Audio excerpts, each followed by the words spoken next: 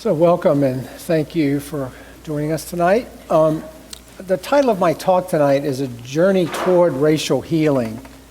And I think the meaning of that will become clear as I get into the talk, but this whole issue of race and racism has been really an edge in my practice. It's really been a difficult issue in my life, and I'll share with you in a little while why that is the case.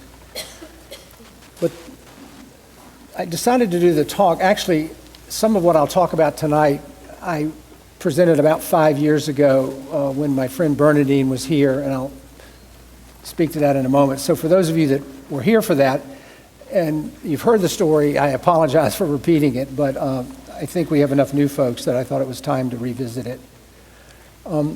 I continually, this year especially, been upset about the daily headlines about the violence, the racism, the shootings. As I'm sure we all are, Charleston was particularly troubling in terms of the details of that experience and event. But those are the ones that make the headlines. I think one of the things I want to talk about tonight are sort of the less dramatic forms of racism, the sort of subtle things that go on every day for people of color and that sort of grind those people down over time. Because I think our tendency is to only pay attention to the headlines and not necessarily to think about the more subtle forms of racial discrimination and racism in the culture. So I want to speak to this from a perspective of the Dharma, and particularly, and it would include in talking about racism really any of the isms, but I'm going to focus on race tonight, but from really the perspective of the Buddhist teaching. We talk a lot about separation and how that leads to so much suffering, and racism is a real clear example, I think, of the separation that we all can suffer and do suffer from. And really, any of the us versus them mental formulations that the Buddha talked about are a source of suffering in all of our lives. And then I will share something of my own experience, which I alluded to a moment ago. So just with some background from the Dharma, you'll recall that the Buddha taught the three poisons, greed, hatred, and delusion, and how these poisons fill our lives with suffering and unhappiness, how they're such a central source of much of our suffering. And when we are caught up in greed, hatred, and delusion, we make decisions that are unskillful. It's decisions which affect our own lives and the lives of others, which cause us all great suffering. Very often they cause us to act in self-serving ways, in dishonest ways. They may result in us behaving unethically or immorally. And they're the roots of not only much of our own pain, but the pain in our culture and all of mankind, I think, if you really think about those three poisons of greed, hatred, and delusion. Fortunately, the Dharma teaches us ways to address those, to deal with them, to first identify them, and then offers us some perspective, which I'll talk about, for how we can address those three poisons in our lives. But I wanted to just, for a moment, talk about racism as through the lens of those three poisons, because I think we can really understand racism using that model. So thinking about greed. Greed resulted in people, our ancestors, some of our ancestors, enslaving other human beings for financial gain. I mean, greed was a driving factor in slavery. It was about financial gain, financial accumulating wealth. More recently, post-slavery, there continued to be a denial of opportunity for persons of color, particularly blacks in our world, for financial security. They were denied opportunity, they were denied education, they were put in sharecropping situations, which I'll talk about later, which was really, according to one author, another form of slavery. So in all those ways, I think greed is a component of racism as it has occurred in the United States. Hatred. Here again, hatred of the other. You know, we learn to hate those that are different. In this case, persons of color, primarily African Americans. And we still see that. We see evidence of it in the paper when we hear about these shootings and other forms of violence. We've been revisiting the Selma March because of the anniversary. If you saw the movie, you saw some pretty graphically depicted examples of the kind of hatred and violence that was directed to blacks who were just trying to obtain equal rights. And then delusion, the final one. And this is the belief that with regard to African Americans, that they are less than, they're not equal to us, that they're crime prone, or they're this or they're that, and the list goes on in terms of making them the other, the less than other. So there we have greed, hatred, and delusion in terms of understanding racism. And I believe that greed, hatred, and delusion are at the root of all forms of racism in our culture and in other cultures. So I have known since childhood that my maternal family, my mother's family, the family name was Carter, owned slaves. That was not a secret in my family. And it was always a source of confusion for me. It was always a source of shame. It was always a source of guilt. I sort of knew intuitively it felt wrong. And as I got older and thought about it, it was really hard for me to imagine that the blood of those who stole people from their homeland, stole people from their families, stole their labor, was in my veins, that I shared that lineage, that heritage. We'd go to Louisiana every year to visit my grandparents when I was a kid. And my great-grandmother was still living. I knew her. She died when I was 6. And she was actually my great-grandfather's third wife. His first two had died in childbirth, and she was much younger than him. So he had died around 1919. She lived until 1954. And she had 5 children, my grandfather and 4 daughters. And they would sort of sit around at my great-grandmother's house where we would go to Baton Rouge. My grandparents lived in New Orleans. Go to Baton Rouge to see great-grandmother Carter. We'd have to sort of make this pilgrimage. And they would commiserate about whatever, but they would commiserate about those blacks and how all of their wealth had been stolen from them because of emancipation, and how Reconstruction had been this plague on the South. And what a horrible thing that had been. And they would just talk about, that their property had been stolen with emancipation, that my great-grandfather's wealth dropped by 90% following the freeing of the slaves, because most of his wealth was in human beings. And they were bitter about that. They were angry about it. They said racist and disparaging things about blacks. They would lament, as I said, the loss of their wealth. And it was confusing to me as a child. I couldn't really make sense of it. I would ask questions. I'd sort of get no answer. I'd sort of be told to go play or whatever. But as I got older, and we would go there probably until I was in junior high, we would make the annual pilgrimage to see my grandparents until they died, actually, and then my uncle and other relatives. But it really became more and more apparent to me the wrongfulness of this legacy, of this family history. And I felt ashamed. I felt sad about it. I felt deep sorrow about it. And I grew up in the South during the 1950s and 60s, during Jim Crow. And thinking back then about all the sort of just institutional racism in the small town where I grew up, and how blacks were just given no opportunity. They were treated incredibly poorly. So during college, as a project, really it was for a class, I got this idea that I was going to find a descendant of one of the slaves from Linwood being the family plantation. And I'd known that my great-great-grandfather and then great-grandfather, as his son, had owned 100 slaves on this plantation. And there had to be some descendant somewhere, but I kept hitting, I couldn't find anybody. All the names and all the family records and all the ledgers from my great-grandfather and great-great-grandfathers were just first names. None of these slaves had last names. They didn't even take last names until after emancipation. So I got actually a CD with a database of all the slaves that were held from the beginning of slavery until emancipation in Louisiana. Someone at Louisiana State University had put this database together. But again, it was all first names, so it wasn't helpful to me. I could find slaves that were associated with Linwood, but the names were not helpful. So I was just hitting a brick wall.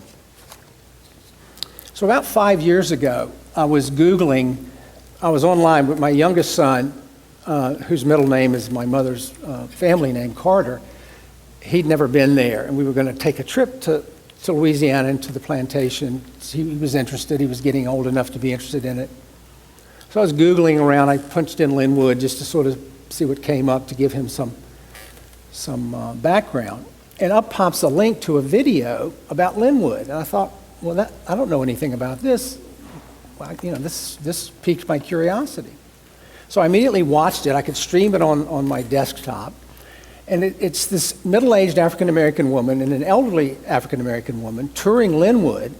And the younger of the women is describing this place and the family history of being there and just letting her mother see what was there. It was clear from the video that the older woman had never been there. The younger woman clearly had been there before. And at the end of the email, at the end of the video, there's an email address. I mean, I got sort of goosebumps. I mean, my heart was racing. So I immediately sent an email saying, you don't have a clue who I am and you may not want to hear from me, but this is who I am and this is where I come from and I just saw your video and, I would really appreciate hearing back from you. And probably within an hour, I get a return email from a woman in Southern California named Bernadine Anderson. And her email said that the subject line said, "My prayers have been answered." So that began a frantic exchange of documents, phone calls, genealogy. We shared, we talked for hours on the phone. It was amazing. And several weeks later, probably a month later, Bernadine and her husband Eric flew to Charlottesville to meet me and to meet my wife Kay and my kids. And so they got to town, they checked into the hotel, she called me, she said, "We're here." So I went over to the Holiday Inn to meet her. I was really nervous. And I knocked on the door, and this woman, a couple years older than me, opens the door, and we looked at each other, and we both burst into tears, and we embraced. And it was just one of those moments, sort of one of those moments of grace where, I felt so fortunate, because she could have said to me, "I'm bitter, I'm angry, go away, I don't want anything to do with you." But she didn't. And that was the beginning of a really, really important relationship in my life, which continues to this day. We continue to be really good friends. And it really began my journey of healing, of really addressing the legacy of slavery in my family, and a journey that's ongoing. It's been one of the most life-changing experiences of my life. And I have to say how deeply grateful I am to Bernadine for her generosity in welcoming me and her willingness to set aside any bitterness and anger. And she's not someone that would sugarcoat slavery. I mean, she's not, she wasn't just pie in the sky. She was a true bodhisattva, if you know that term, for me, in terms of her presence in my life. And she's been an incredible teacher for me on the path. She's not a Buddhist, but she's been one of these amazing people that has just been a teacher for me on all issues related to race. So that was in the fall. In May of the next May, which was about 6 months out, she and I we flew to New Orleans and met. She flew from California, I flew from here. We met in New Orleans and stayed there in a hotel, and then rented a car and drove up to Linwood. So Linwood is about 30 miles northwest of Baton Rouge, up on a little west of the Mississippi, in a town called Port Hudson, sort of out in the middle of nowhere. This place sits. And at the time, when it was a working plantation, it was 500 acres of sugar cane. And if you know anything about sugar cane, it's incredibly, in southern Louisiana, it's very hot, very, very uncomfortable, backbreaking work. You can't make money in sugar cane without cheap labor or free labor. It's just impossible. And yet, that's why, it took 100 slaves to run this plantation.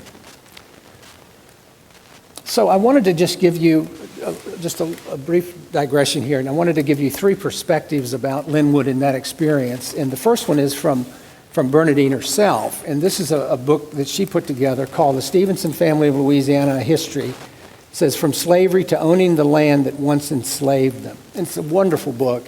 She wrote it actually before I knew her, but shared a copy with me. And it's just about, she's traced her family from when they arrived on the slave ships until the present. And she's an incredible genealogist. If you met this woman, she's just phenomenal. And I don't know if you can see this, but here's a picture of the front of the house that she put in the book. But anyway, this is from Bernadine, and this paragraph is entitled Linwood Plantation and Its Owner. She says, mere words cannot truly express the emotions my mother and I had while walking the very same grounds and in the house where my ancestors had worked as slaves.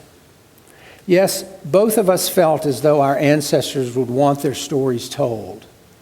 Their stories at this time start with a description of the plantation that our family's oral history, research, and parish documents indicate where my ancestors worked as slaves.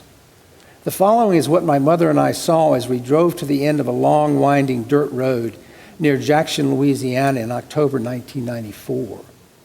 Linwood, a white, majestic, antebellum two-story house built by General Albert Carter in 1848, stood partially hidden by numerous towering trees.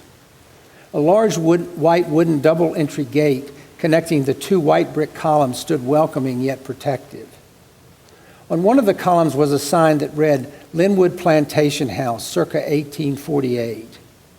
A long front porch graced the width of the house, and a white welcoming sign hung from the porch's ceiling. A white welcoming swing hung from the porch's ceiling, waiting for someone to sit in it and gaze across it at a vast green yard. There were remnants of an old brick walkway leading to the steps of the house. According to our family history, is related to be by an older cousin. Our ancestor, Calvin Stevenson, laid the bricks for the walkway. And she goes on with talking about that. I was there again 3 years ago. We had a family reunion on my mother's side, and it was going to be her last trip to Louisiana. She was 88, 89 at the time. She's now 93 and frail. But her family, we all gathered there. And at the front door, there's really a piece of slate beside the door. And the tradition in plantation days was when you'd come to visit, you would write your name in chalk or on the slate. It's like a guest book, I guess. And there in the bottom in her childlike handwriting was my mother had signed her name. She was probably about 7, as best she could remember when she did that. And so I took her up the stairs and showed it to her. She'd forgotten all about it. And it was a really interesting moment just for her to sort of see that. So this is a brief section from a book by a woman named Sarah Morgan, and it's called The Civil War Diary of a Southern Woman. It was actually edited by a history professor at Virginia Tech.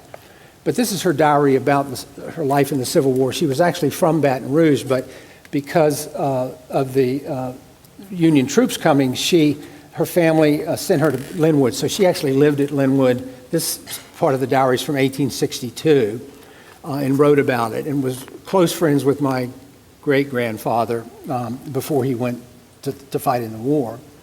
So she says, but who could be unhappy at Linwood? Does not dear General treat us like his own children? And then she goes on to describe, all the wonders of being there. And then she says, talking about Lincoln, and to think old Abe wants to deprive us of all that fun. No more cotton, sugar cane, or rice. No more black aunties or uncles. No more rides in mule teams. No more songs in the cane field. No more steaming kettles. No more black faces and shining teeth around the furnace fires. If Lincoln could spend the grinding season on a plantation, he would recall his proclamation. And the Emancipation Proclamation had been issued on January of that year, 1863. So she was writing, 1860. This was 1863, so she was writing in response to that. And then finally, this is from a monograph that my great-grandfather wrote called Old Time Plantation Life in the South. And this is his reminiscence about growing up at Linwood. And I share this with you because I want you to get a sense of sort of the sense of denial that the slave owners had, and their rationalizations, their justifications. You could tell from Sarah Morgan's, oh, these happy slaves singing in the field, they were, oh, Abe would want to rescind his proclamation if he saw how happy they were. So this is a section in this called Treatment of Slaves on the Plantation by my great-grandfather, Hal Carter. He says, in Uncle Tom's Cabin, the book that perhaps wielded more influence in holding the public of the North against the South, and incidentally bringing on our Civil War, Mrs. Stowe chose the most despicable characters among the Southern planters and elaborated on their cruelties, while weaving the most pathetic attires in her gifted style, and therefore so inflamed the minds of the populace as to spur on the dissatisfied and warning elements and materially aided in nuking the conflict and inevitable irrepressible. On all plantations there were good and bad Negroes. The master had his favorites, the mistress too, and even the children, like some better than others, and we've always regarded it as incomprehensible how the public could believe that a master, finding it absolutely necessary to sell a slave, should be dictated to by the buyer and part with a family favorite Negro. However, Uncle Tom's Cabin was written as an anti-slavery paper, first as a serial in the National Era and then published in back form. In a little more than 3 years, nearly 500,000 volumes were sold in the United States alone, and in England the sale was enormous. Its effect upon the public in the discussion of the slavery question was simply marvelous. So that's the mindset. You get a sense of the justification and the rationalizations.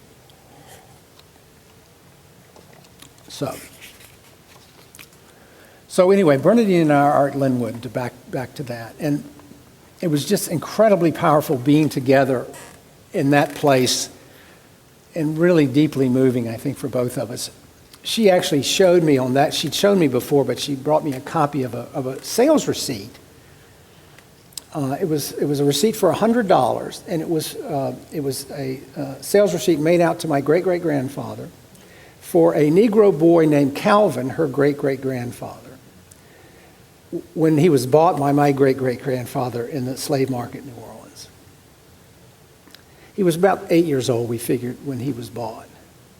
Now imagine that for a moment. Taken away from his parents at 8 and sold. I mean, it was just horrifying to me. It brought it home to me in such a way. It was just chilling. I mean, it was just incomprehensible to me because it really brought the issue of this institution and what it did to these people. Bernadine shared a story with me from her. Much of her, what she knows is from an oral history. As you may know, that particularly ex-slaves and ex-slaves in the South, a lot of them, they were forbidden to get educated. They had to do it secretly. So oral history was really the way that stories were passed down, and she has many of them. But she told me a story that I'd never heard. It wasn't in my family's history, about Calvin, and shortly after he'd been purchased, and my great-grandfather, who was approximately his same age. I guess they were both probably born first third of the 1800s, somewhere in there. And my great-grandfather, whose nickname was Polk, and they played together at Linwood, Bernadine said. And this was probably until Calvin got to be 10 or 11 and went to work, at which point they were no longer friends. They were now master and slave. I mean, the relationship got turned on its head. But the story was that they were on a dirt road, and they're walking, and my great-grandfather's walking backwards and talking to Calvin, who's walking this way. And Calvin says, "Oh, Polk, look out." And he turns around, and there was a poisonous snake in the road. And my great-grandfather jumped out of the way and, was not injured, wasn't bitten, and how that had essentially saved his life. And so they have this friendship, and there's this story, which is a nice story. And then immediately, boom, they're master and slave. No more friendship. Bernadine also commented that all the bricks were in her passage. Not only had Calvin laid them, he'd made them. He made the bricks, he laid the bricks. And we were in the house, she also pointed out to me that the banister up to the stairs from the main foyer, he'd hand-carved a beautiful piece of woodwork. He was a very skilled, he was the foreman of the wood shop, and then worked his way up to being the head house slave. So he was high status in that, such as it is in that world. But as the day was ending, she said, "There's one more thing I want to show you, but we have to drive there." So we got in the car, and we drove about 5 minutes to this really kind of rundown white clapboard little country church, little Baptist church, probably smaller than this room. And we're standing there, and Bernadine says, "Do you know what this is?" And I said, "Well, it's a church. I mean, that's all I know." And she said, "No, she said to me, this is a place of reconciliation." She said, after the slaves were freed, after your great-grandfather donated this land to my family to build this church. And she said, "This represents reconciliation to me." She said, "Linwood represents bondage. And I wanted to show you this because it represents where you and I are in our relationship." It was just another one of those moments where, you know. So, needless to say, she's taught me much about forgiveness and still teaches me about forgiveness, about white privilege, about the daily indignities that she suffered as a well-educated, successful African-American woman. We went back to the hotel that night in New Orleans, and we were having a drink, a beer, and we sat there, and the waiter comes over and looks at me and says, "What can I get you?" And I said, "So-and-so," and I said, "And what would you have, Bernadine?" And she told me, and I told him. So he left, and she said, "Did you see what just happened?" I said, "Oh, I just ordered drinks." She said, "No." He looked through me as though I were invisible. I didn't exist to him. And countless times she's pointed that out to me. And I said, "Bernadine, why don't more people in your community, the African-American community, speak up about this?" She said, "Because people will say, 'Get over it, quit whining.' Civil War was 200 years ago. She said, "There's not enough trust there to bring this to the white community." What day-to-day experience. Those of you that have worked with Ruth King, she says that, being white, we don't have an experience of what that means to be a white person because we're the dominant culture, and I don't go around thinking about being white all day. Well, Bernadine and Ruth will tell you this, say, you can't go out of the house and not be aware that you're black. It's always there. It's inescapable. Just a plug for an organization and there may be some flyers on the back table that Bernadine and I belong to called Coming to the Table. This is an organization that was actually founded at Eastern Mennonite University in Harrisonburg, and the purpose of it is to bring together what they call linked descendants. So descendants of slaveholders and of those who were enslaved, but such as Bernadine and me, who come from the same place. And there are probably a couple hundred of those couples now in this organization, and it's a remarkable group in terms of the work that happens there with reconciliation. This is a poem by Langston Hughes, the poet and author. He was part of the Harlem Renaissance, if you know his work, and it's called The Negro Mother. He says, "Children, I come back today to tell you a story of the long, dark way that I had to climb, that I had to know, in order that the race might live and grow. Look at my face, dark as the night, yet shining like the sun with love's true light. I am the dark girl who crossed the Red Sea, carrying in my body the seed of the free. I am the woman who worked in the field, bringing the cotton and the corn to yield. I am the one who labored as a slave, beaten and mistreated for the work that I gave. Children sold away from me, my husband sold too. No safety, no love, no respect was I due. 300 years in the deepest South, but God put a song and a prayer in my mouth. God put a dream like steel in my soul. Now through my children, I'm reaching the goal. Now through my children, young and free, I realize the blessing deed to me. I couldn't read then, I couldn't write. I had nothing back there in the night. Sometimes the valley was filled with tears, but I crept trudging on through the lonely years. Sometimes the road was hot with the sun, but I had to keep on till my work was done. I had to keep on, though stopping for me, I was the seed of the coming free. I nourished the dream that nothing could smother deep in my breast, the Negro mother. I had only hope then, but now through you, dark ones of today, my dreams must come true. All you dark children in the world out there, remember my sweat, my pain, my despair. Remember my years heavy with sorrow, and make of those years a torch for tomorrow. Make of my past a road to the light, out of the darkness, the ignorance, the night. Lift high my banner out of the dust. Stand like free men supporting my trust. Believe in the right, let none push you back. Remember the whip and the slaver's track. Remember how the strong in struggle and strife still bar you the way and deny you life. But march ever forward, breaking down bars. Look ever upward at the sun and the stars. Oh, my dark children, may my dreams and my prayers impel you forever up the great stairs. For I will be with you till no white brother dares keep down the children of the Negro mother.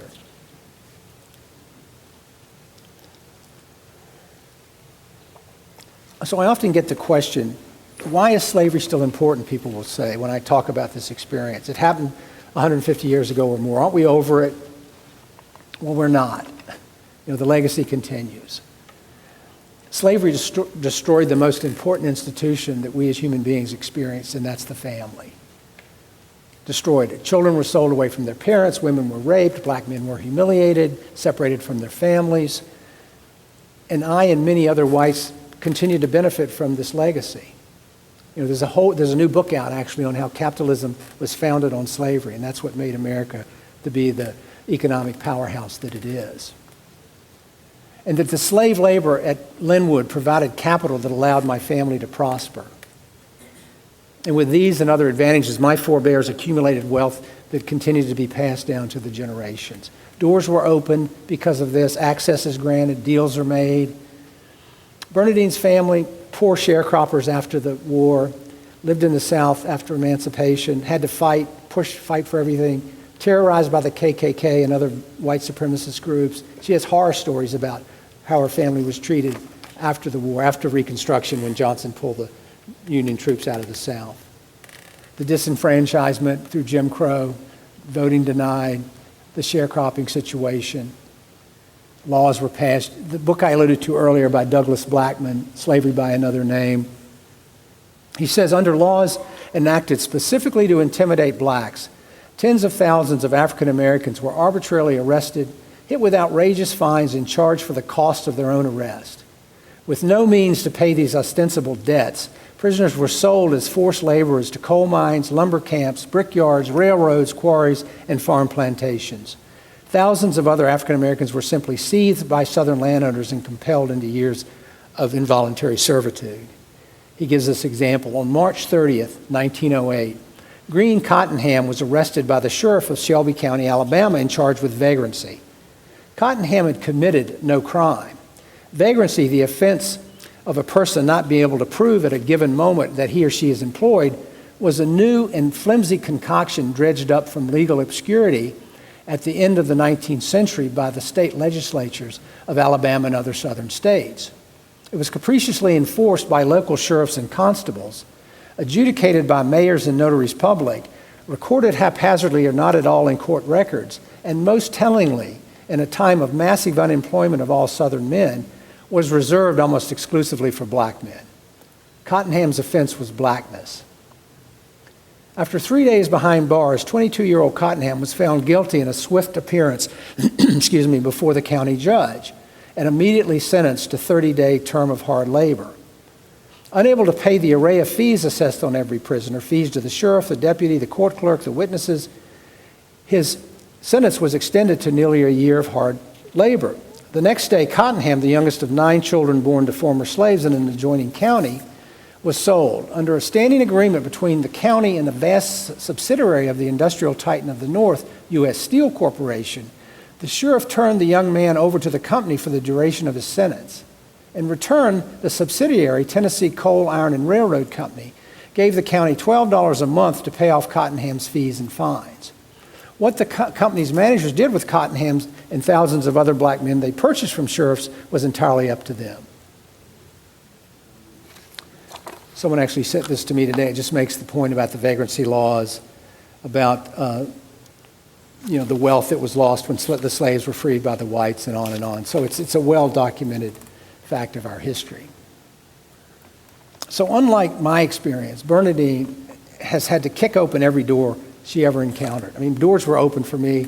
I was white. I come from this white privilege.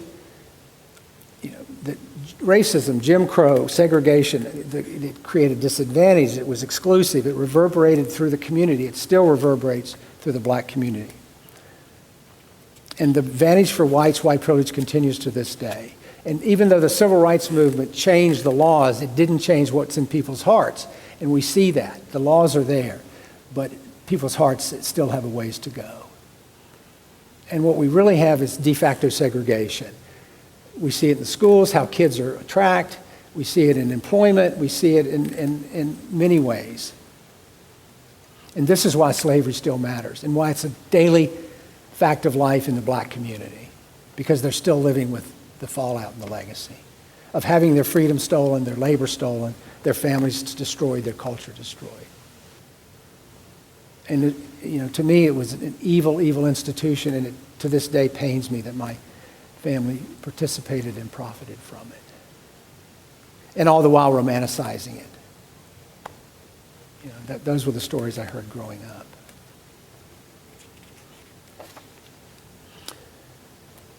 So how do we wake up from racism using the Dharma as a means of doing so? We begin by understanding the malignancy of separation, racial and otherwise.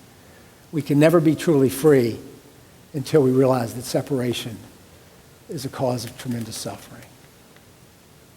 So we look in our own hearts. That's where we begin.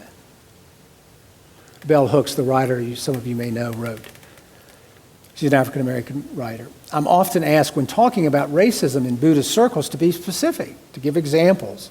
In part, this longing emerges from the reluctance of white people in power to accept and see clearly by opening their eyes that white supremacy informs the shaping of Buddhist communities, informs the individual interactions and publications, etc. That reluctance can only be transformed in spiritual practice, not by proof. There is never enough proof. We see the absence of people of color in predominantly white Buddhist circles. We hear the silence of those voices. What will it take for the individuals in those circles to seek an understanding of that absence, which comes from within?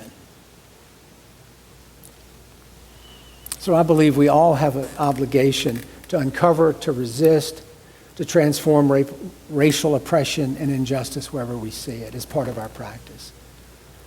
Right speech, right action, right livelihood, these all deal with ethics and integrity, and fighting racism comes under those parts of the path. So skillfulness in our practice is not just recognizing racism, but knowing when the time encourages it to bring it to others' awareness. Someone said to me recently that if there was any benefit to white privilege, it was that our voices could be heard when perhaps Bernadine's or someone else's couldn't. That I could say things and have that heard when she would be dismissed as just being another angry black person.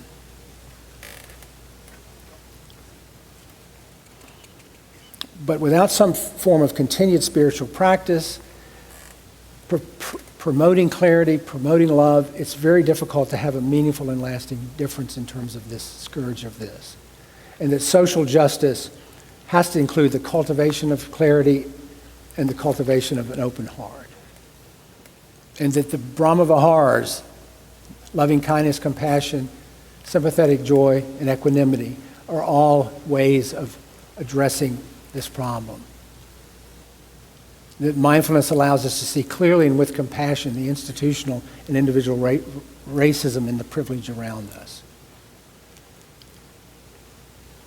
It creates spaciousness and gives us grace to confront some of these issues and see how they are the greed, hatred, and delusion continues to perpetuate this poison. So I wanted to close with, this is a mission statement from an organization called Buddhists for Racial Justice, and this was formed right after the Charleston shooting. Some of you may know this. It says, as Buddhists, we realize the interdependence of all our experiences and believe that understanding our privilege as white people can support our liberation. Likewise, awakening to our racial privilege can give us insight into how our participation in a dominant group as men, heterosexuals, and or members of an affluent class also comes at a cost to ourselves, our relationships, and the loving community we long for. We are not asking you or ourselves to focus exclusively on racism. Rather, our hope is that understanding dominance through our position as white people can help us better understand the interrelated nature of multiple forms of social inequity. With this understanding, we can work, according to the Buddhist teachings and practices we uphold, toward liberation in the largest sense. So can we each of us ask of ourselves daily, what is my highest intention with regards to this problem? Can we make it part of our daily practice to focus on racial healing whenever we see the need?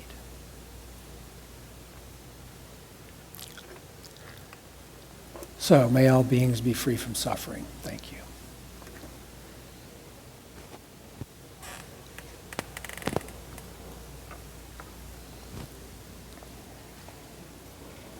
We've got about a minute if anyone.